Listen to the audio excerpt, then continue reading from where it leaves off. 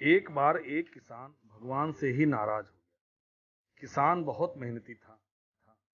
बहुत मेहनत से वह खेतों में अनाज उगाता था, पर अक्सर उसकी फसल खराब हो जाती थी। कभी सूखा पड़ जाता था, कभी बाढ़ आ जाती थी। किसी न किसी कारण से उसकी फसल हर बार खराब हो ही जाती थी। कभी सूखा पड़ एक दिन किसान ने गुस्से में आसमान की ओर देखकर कहा, हे ईश्वर, आपको लोग सर्वज्ञ मानते हैं कि आप सब जानते हैं। कहते हैं कि आपकी इच्छा के बिना एक पत्ता भी नहीं हिलता। मुझे तो लगता है कि आपको कुछ भी नहीं पता। आपको तो ये भी नहीं पता कि किसान खेती बाड़ी कैसे करता है। अगर आप यह जानते तो हर समय बाढ़, आंधी और तूफान आते रहते हैं, वो कभी ना आते। अगर आप यह जानते, आप शायद नहीं जानते कि हम गरीबों को कितना नुकसान उठाना पड़ता है इस प्रकार के मौसम से। यदि आप हमें यह शक्ति दे दें कि मैं जैसा चाहूं वैसा मौसम कर दूं, फिर देखना, मैं अन्न के भंडार लगा दूं। यदि आप हमें यह भगवान किसान के तीखे वाक्य सुनकर किसान के सामने प्रकट होकर बोले, मैं आज से तुम्हें यह शक्ति देता हूं कि तुम अपने खेतों पर जैसी इच्छा हो वैसा मौसम कर सकते हो। तुम्हारी इच्छा से ही सब कुछ होगा। मैं बिल्कुल भी दखलंदाजी नहीं करूंगा। किसान बहुत खुश हो गया। जैसे किसान ने गेहूं की फसल अपने खेत में बोई, उसे लगा कि खेत को धूप चाहिए, तो खेतों को धूप मिलने लगा। जब उसे लगा कि खेतों को पानी चाहिए, तब बारिश आने लगी और उसने तूफान, आंधी, सूखा अपने खेतों पर नहीं आने दिया। किसान के खेत में इस वर्ष ऐसी फसल हुई जैसी कभी नहीं हुई थी। हरी भरी लहलहाती फसल।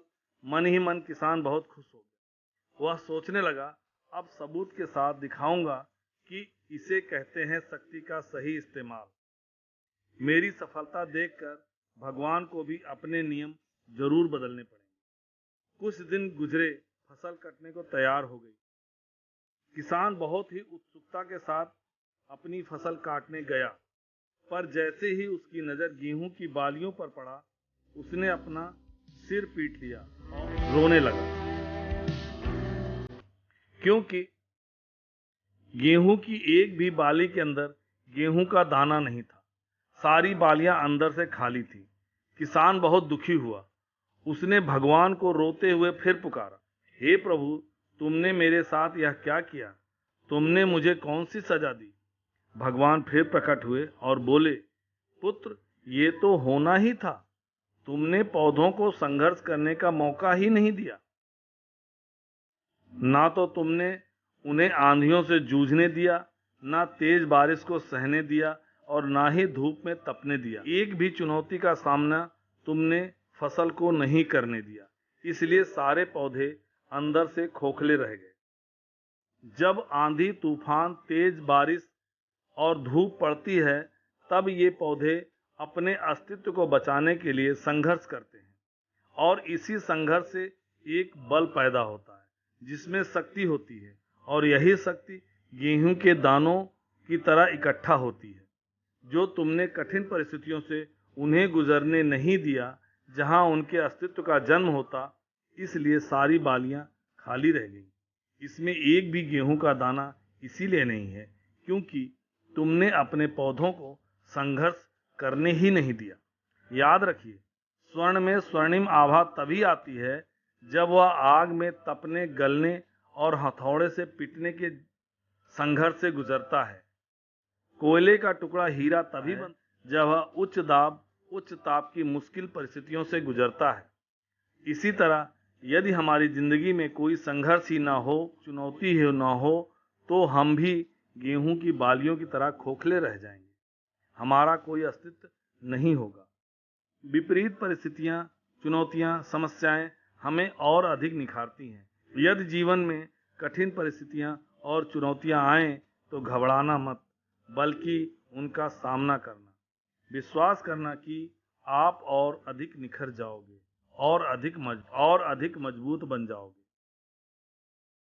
सही कहा है, जो आ रहा है उसे दर्द ने पाला होगा। जो चल रहा है के भी पाँव में छाला होगा। बिना संघर्ष के इंसान चमक नहीं सकता। जिंदगी जीना आसान नहीं होता। बिना संघर्ष के कोई महान नहीं होता। जब तक न पड़े हथौड़े की चोट तब तक पत्थर भी भगवान नहीं होता। अतः संघर्ष ही जीवन की आत्मा है। जितना कठिन संघर्ष होगा उतनी ही शानदार जीत होगी। अगर ये कहानी आपको अच्छी लगी तो ऐसी और कहानियाँ सुनने के लिए इस चैनल को देखिए, सब्सक्राइब कीजिए, लाइक कीजिए और अपने दोस्तों के साथ शेयर जरूर कीजिए। धन्यवाद।